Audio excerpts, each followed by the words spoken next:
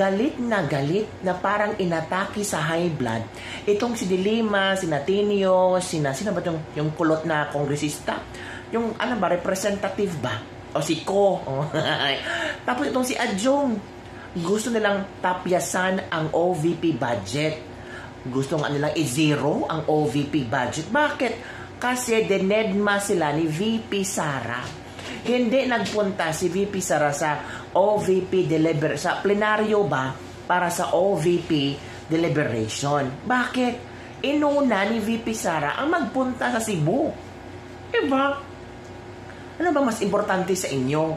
Yung budget o yung taong bayan na nangangailangan ng tulong, nangangailangan ng kalinga, nangangailangan ng mararamdaman nila na merong gobyerno existing si BBM nga 2 days or 1 day after pa pumunta or 2 days after pa pumunta sa Bugo, Cebu.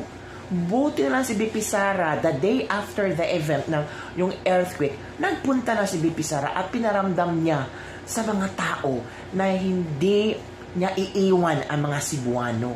O, diba?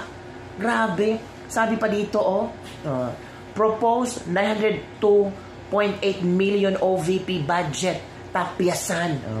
To manifest my extreme displeasure about the behavior of our Vice President, and in due time, I will move for the decrease in the budget of the OVP. Sabi ni Lela de Lima. Nako. Kinundi na din ni ACT Teacher Representative Tinio ang pagdalo ni VP Inday Sara sa plenary debates. Anya insulto ito sa Kamara at Taumbayan. Pinapabawasan niya ang budget ng OVP. Gusto niya si BP Sara pumunta doon. Sana from the president down sa pinakamababang posisyon, pinatawag nyo. Hindi yung selective kayo. Napaghalataan talaga, nagigil kayo ni VP Sara. Nung plenaryo ng Office of the President, hiningi ba ninyo na papuntahin si BBM doon? Kaya nga, ang sabi ni BP Sara, kung ganyan mang ang gusto nyo, ito yung ito yung condition ko kung pupunta ako dyan. May letter si BP Sara. For the record on the called brattiness of the Vice President. Dear Honorable Swansing, sabi ni VP Sara, we refer to the Office of the Vice President plenary budget deliberations scheduled on September 30, 2025, 10 a.m. The following OVP officials will attend the plenary budget deliberations. Ito na. Nandun pala, Limuel G. Ortonio, OIC, Chief of Staff, Assistant Secretary, Attorney Rosalyn L. Sanchez, Attorney Sunshine Chari A. Fajarda, Norman B. Baloro. Also attached is the list of personnel who will provide technical support and assistance during the said deliberations. We will provide an update in case of changes, inclusion of additional attendees. Attorney Kevin Jerome El Teniedo, Chief Administrative Officer, will closely coordinate with you on this matter. Diba?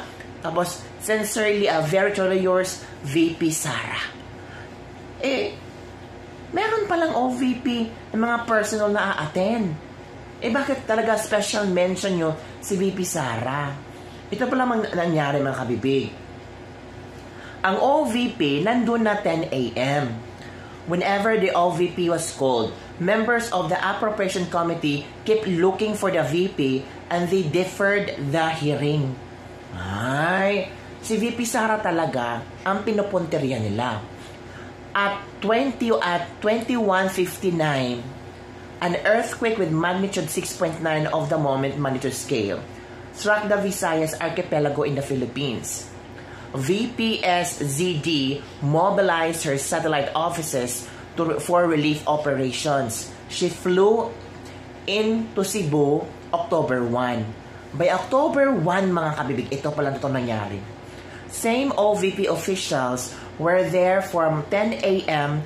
and waited until 8 p.m. Only for the committee to say, deferred because we want VP. Tingnan niyo. Gusto nila, si VP Sara, hindi itong mga opisyal na pinadala ni VP Sara. Ang tanong, mali ba na inuna ni VP Sara ang mga biktima ng lindol sa Cebu? Kailangan ba talaga niyang pumunta si OVP deliberation? Well, in fact, meron na siyang pinapunta doon. At inuna niya ang taong bayan. Ang OVP budget. Last year niya, tinapyasan niyo, but VP Sara survived.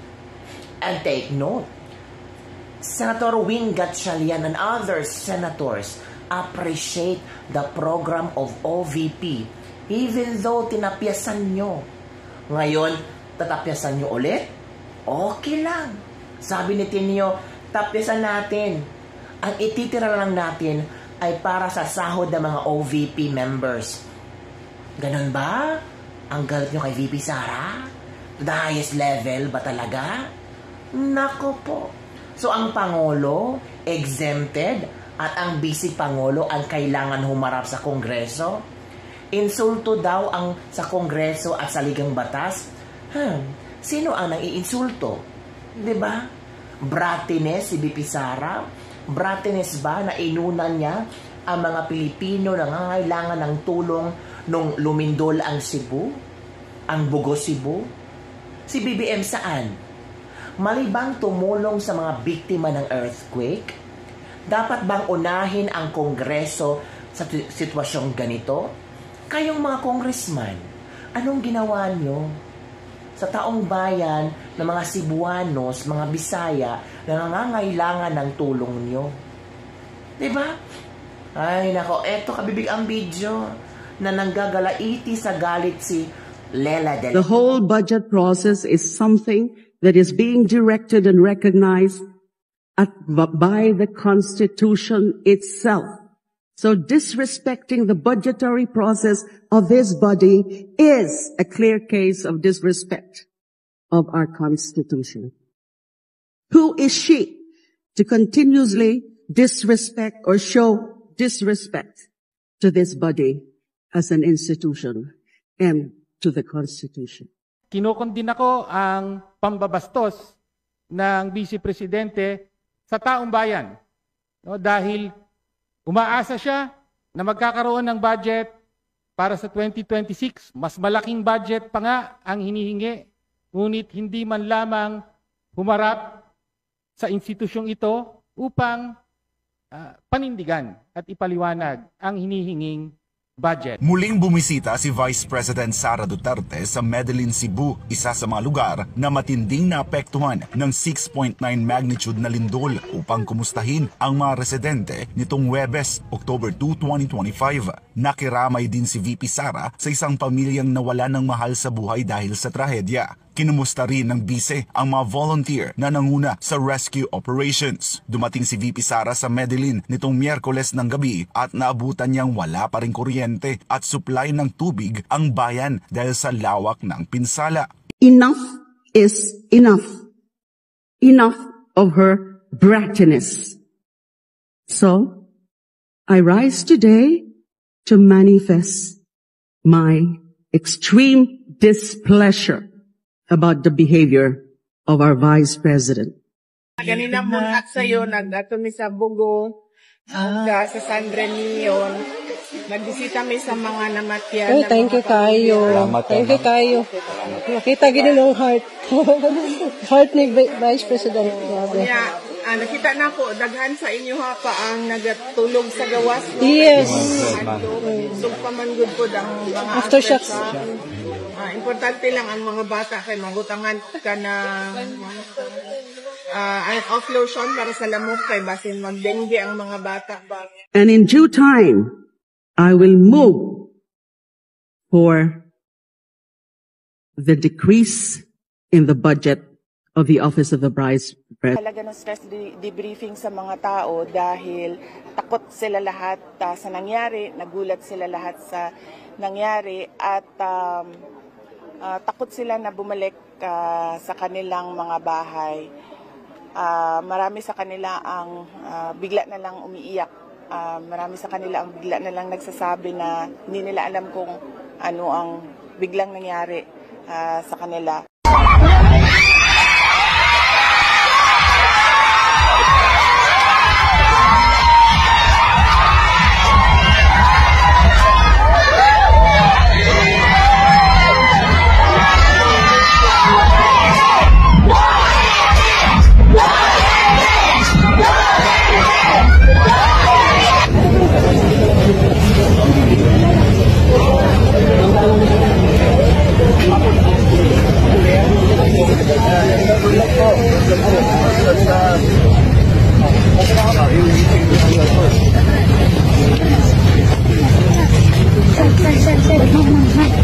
Sabi pa ni Tinio, kinokondin ako ang pambabastos ng Vice Presidente sa taong bayan.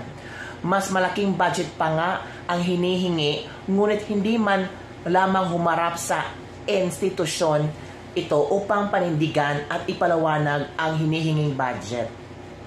Talaga?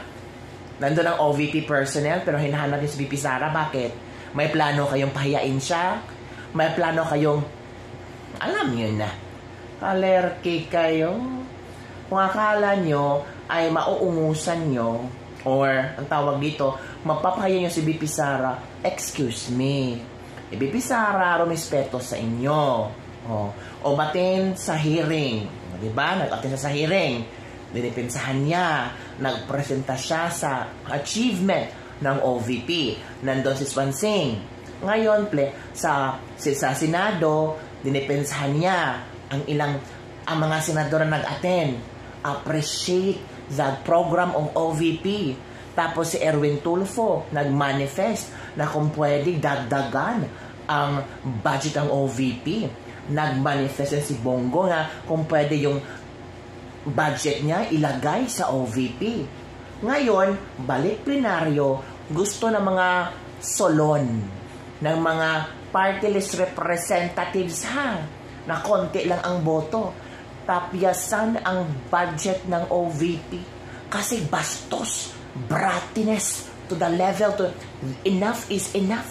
Wow, grabe si Dilema. Ang tanong, kumusta po ang yung budget po? Paano yung ginasta yung budget yung mga representative? Transparency and accountability bang hinahanap namin? Makapresenta ba kayo kung paano ginasta ang budget na ibinigay ng mga tao sa inyo? Kami mga taxpayer, sana maglabas din kayo ng accountability and transparency. Hindi lang puro VP Sara, VP Sara, VP Sara. Parang ginawa niyong shield si VP Sara para matakpan ang mga di umano'y di kanais-nais at hindi magandang paggamit ng iyong budget. Di umano'y sabi nila. Kailangan atakihin si VP Sara. At kailangan si VP Sara talaga ang center of chika, center of bashing, center of, sabihin natin na magnanakaw, sabihin natin brattiness. Pero ang tao, alam ng tao Ikaw, Dilima, sinasabi mong brattiness. Sino ngayon ang brattiness? Ikaw na puro ngawa